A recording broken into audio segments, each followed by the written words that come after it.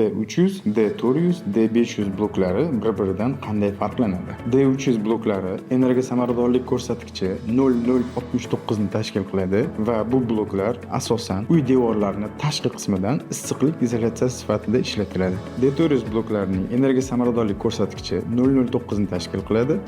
Tashqi yuklanishga bardoshliligi 1 kvadrat santimetri 35 kiloni tashkil qiladi va buning natijasida D400 bloklarini uyning tashqi va ichki devorlariga ishlatish imkoniga ega bo'lasiz. D500 bloklari oltin o'rtalik, ya'ni zolotaya seredinka hisoblanadi.